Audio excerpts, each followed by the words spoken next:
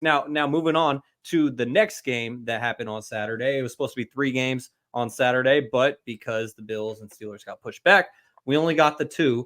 And this one was interesting because it was Peacock exclusive as the Chiefs beat the Dolphins 26-7. I was the only one to pick the shout out to all the streams, correct, Gary. But I was the only one to pick the Dolphins in this one. To be honest, I picked the Dolphins before I knew what the weather was, and I was too stubborn to change my pick after that. Toddy kept trying to tell me. He was like, it's going to be negative below degrees. The Dolphins were like 0-5 going into games where it's negative 20 or below. It was actually the fourth coldest NFL playoff game in history. And so, Toddy, I'm going to throw this to you first because you told me so. But the Chiefs beat the Dolphins 26-7. I wasn't really shocked. I was actually shocked on how easily the Chiefs were able to get into the red zone. They were pretty much able to move the ball at will on this team. Wasn't really too surprised about the Dolphins. All of the numbers kind of pointed to the Chiefs in this game. Like the Dolphins were like 0 and whatever it was, and like negative whenever the temperature is below like 40 degrees, they freeze up. No pun intended. Shaun, our boy Murphy went to this game from In-N-Out. He sure did. I was like, him and his sister Megan, yeah. His sister Megan, they both went to the game. Shout out to them. They both listen to the podcast too, by the way. So, but as far as the game goes, didn't really have. I was never really surprised by what it was. Had the under in this game, was on the hotline. But Tua, that was an easy money right there. Tua in cold weather is not really going to get the job done.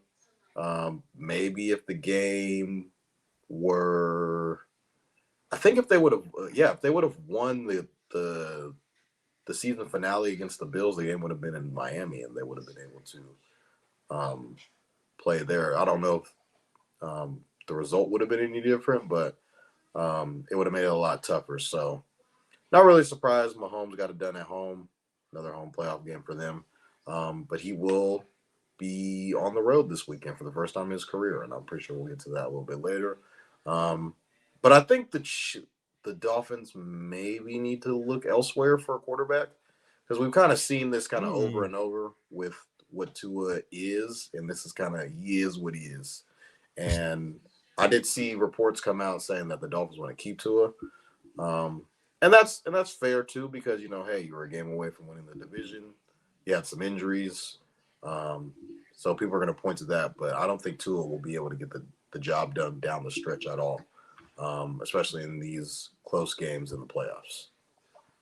Well, Gary, what do you think? Because you, as it has been greatly noted, picked the baby goat, Patrick Mahomes, to repeat as Super Bowl champion this upcoming season. Now he's going on the road, as Toddy noted, for the first time in his NFL career. He's played in like 18 playoff games, whatever the stat is. And this is the first time he'll be on the road other than a neutral site being a Super Bowl. And so just what did you see from the Chiefs in this game? Was it more so about the Dolphins not being able to play in cold weather or the baby goat taking care of business and actually getting contribution from some of his receivers? I think this one can be looked at as both being right with what you just said, Shaun. I think that I just wrote down right here, the biggest thing I think we've seen this weekend, I didn't look at the stat, but me just, watching the game, I might have missed one, but I didn't see no drops. Maybe one, I think from Kelsey early. I think he dropped one. Other than that, no drops. Rice, man, was cooking up in a crock pot, was having his way. Travis Kelsey got back at it with his girl in the building too, which was cool to see. It was funny, them dancing and stuff.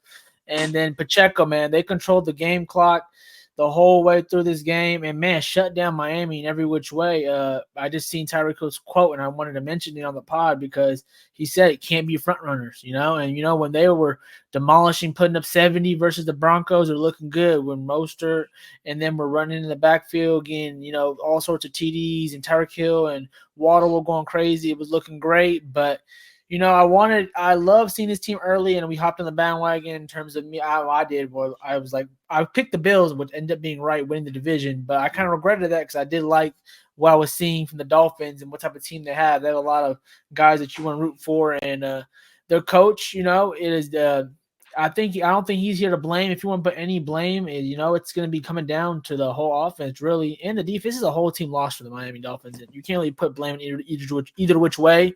The Miami's defense was obviously injured a little bit coming into this one, but at the end of the day, their bread and butter was offense, and you scored 7 points. So you got to give credit to the Chiefs. Like I mentioned on last pod, that they were going to come do that because the Chiefs had something they haven't had before in the Patrick Mahomes era, which was a good defense. So that showed out this weekend, obviously. And yeah, we all talked about the weather. We could talk about that all we want.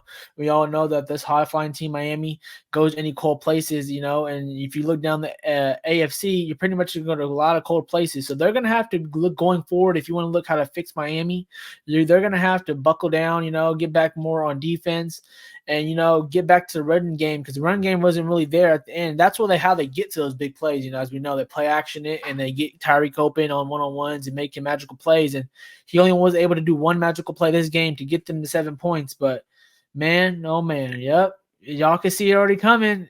Baby goes on the way. It's okay, Patrick. And we're going to talk about that later, Mr. Allen. It's okay where he plays at. He got Mr. Bill's number. He got Josh Allen's number. So I'm already predicting them to win that one. And man, oh man, believe it or not, you're going to see them maybe in the AFC Championship game when everyone was counting them down and out. I think, it's heart of a champions right now for the Kansas City Chiefs. And I bet you tomorrow when a lot of people talking about these shows, maybe it was today because I didn't get to watch too much TV today or any other sports stuff, but I'm pretty sure everyone's back on the Chiefs bandwagon after saying they couldn't catch nothing. Their offense was down and out. So let's see what they go on next week. But hey, 2 times clashing again. So it's going to be fun to see. Well, Kaz actually lives in a very cold environment, I believe, out in Iowa in the Midwest. And so he can relate to temperatures that are like 5 degrees that feel like negative 25 degrees. And so how do you think that factored into this game between the Chiefs and Dolphins? And what did you think about the AFC champions moving on? Yeah, so to be honest with you, as a former athlete, a current track and field coach, the weather does play a major, it's a major factor if you're not from the Midwest. When people think of snow and cold, they think of like, oh, Colorado, a lot of snow, mountains, whatever. No. Colorado's beautiful. The Midwest, we get freezing cold. It's different. We don't always get the most snow, but we're going to hit negative on the regs from anywhere between November, sometimes late October, all the way through about March. When people come to the Midwest, yeah, it varies. This year it came late, but when it came, it was immediate. It was like nice weather and then freezing immediately, which is why nobody knew about the Chiefs game until like the week of. It was like, you didn't see on the weather forecast. It's like, nope, there's a cold front coming through and there's gonna be a blizzard, and we got about, I want to say, 12 inches of snow immediately. So it does play a factor. Now, at the level that they're at, they played all across the world their entire lives, from high school, collegiate. I wouldn't necessarily say it's like that. They have the best equipment. They have the best things on the sideline that you guys don't know anything about. Heated benches. They have heaters. They have they have a lot of stuff that keeps you warm. And I know you guys are from the West Coast, but as someone who snowboards, I'm telling you right now, the gear can you're taken care of. As long as you're snowboarder.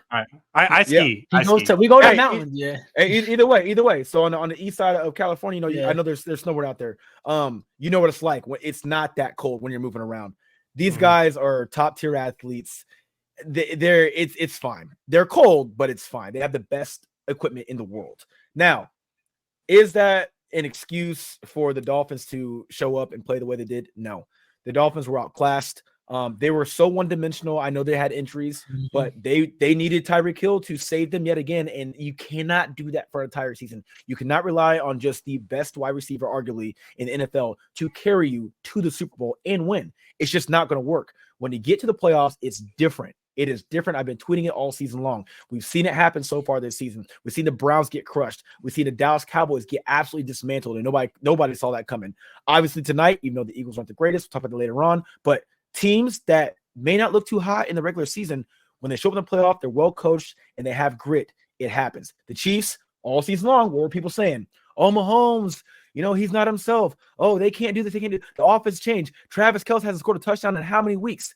You guys said that. And I sat back, and last week, I believe it was me and Garry, we both said, who's the scariest team coming out of the AFC? and I believe that we both said it was the Chiefs. Why? Because of Patrick Mahomes, Andy Reid, and that veteran presence. The Chiefs should have won that game, and I'm not surprised by the score one bit. They handled business. Mike McDaniels was rattled, and they had no answer outside of getting the ball to Tyreek Hill, and he was completely shut down. That was honestly really great analysis about just the difference with the cold when it comes to snow in Tahoe or in Colorado versus the freezing cold out in the Midwest. And so thank you for that, Kaz. And so, Kevin, I wanted to get your thoughts next on this game because the AFC champions from last season are moving on, but as we know, they won't see a rematch. So what do you think about the Chiefs moving on? You know, Garry said it best. I was going to come on here and give Garry his credit. He said if the Chiefs are going to go on and be the scariest team in the AFC, they're going to have that third guy show up. And I don't know if he called it, but Rashee Rice came and showed out. You know, Garry mentioned the Travis Kelce drops, Isaiah Pacheco struggles. This team was able to show that they have been there before. You know, they've done this before. And like Kaz mentioned, these are the best athletes of the best. So you can definitely tell that the Dolphins came in and were worried about the temperature. And the Chiefs were like, fuck it, we do this every day. I don't know if you guys watch Hard Knocks, but they were talking about it. And Tyreek Hill's like, yeah, man, don't wear sleeves. You're going to look like a pussy like A, B, C, and D. But it's like, Tua got a ski mask on, 2 gloves, hand warmers, spats. He doesn't ever wear spats. He had a dude was trying to do everything to stay warm. And I get it, you know, you look at it and it's like, oh, you're soft, A, B, C, and D. But that shit's cold. You know, Kaz is used to it. Tua used to Miami 105, 3 showers a day. And we see them run to the same wall when it comes to temperature every offseason, whether it's in Buffalo, New York, or yesterday in Kansas City. This team always runs into a wall at some point. And I don't know if it's time to start asking for Mike McDaniel's job or are they going to extend Tua? There's a lot of questions that they have over here. And I think it really just comes down to injuries. I think Garry mentioned they had a countless amount of injuries, and even during the game, they had a lot of guys go down. So this team just had to get healthy. They were at one point one of the best teams in the NFL, and then, you know, kind of just spiraled out of control. So it's really tough to see them kind of go out like this, and I'm looking forward to tomorrow's Hard Knock season finale because Mike McDaniel's going to have some slick shit to say, and it's going to be entertaining to watch. But the Chiefs, I don't know why Kaz didn't want to show me no love. I was on the same bus, man. I said the Chiefs were the scariest team in the AFC too. You have to give them the respect, you know. And it's funny because I was talking to Alyssa, and she's like, "Oh well, I guess it's gonna be an upset if the Bills beat the Chiefs." I said, "By numbers, no, but everyone that watches football, yeah, it's gonna be an upset." Like Garry said, that Josh Allen, Patrick Mahomes has their number, but now we're gonna have to see it in Buffalo versus in Kansas City. You saw Kansas City, just the fans really just get up and really rely on this team and really carry them through. But in Buffalo, they're having full-on snowball fights. First downs, touchdowns, PATs, everything. So they're definitely with it. I mean, I was definitely on the fence this weekend to see that their game got canceled. You hear all week about the snow, but you don't hear anything about the Chiefs saying, well, we're not going to play. And then to kind of see it all play out, it's like, damn, like if this game would have been played in a blizzard, would it have been a different score? You know, would the Steelers have a chance to actually pull that game out? So it goes back and forth, but I've been having a lot of people hit me talking about are the Chiefs like not pussies and the Bills are pussies or A, B, C, and D. But at the end of the day, it's not up to them; it's to the mayor. And it's funny that the mayor was the one who came out and said they're not playing when he was the one who says all the shit that he does in the postseason. So, you know, the Bills move or the Chiefs move on, and we get to see round 3 of the 13-second game. So now there are new playoff rules for this game. This was the reason the playoff rules were added. So we're going to get to see a fight 2 or round 3, excuse me. Yeah, I'm really looking forward to it. And for the first time, it's actually going to be in Buffalo in the playoffs. And while we're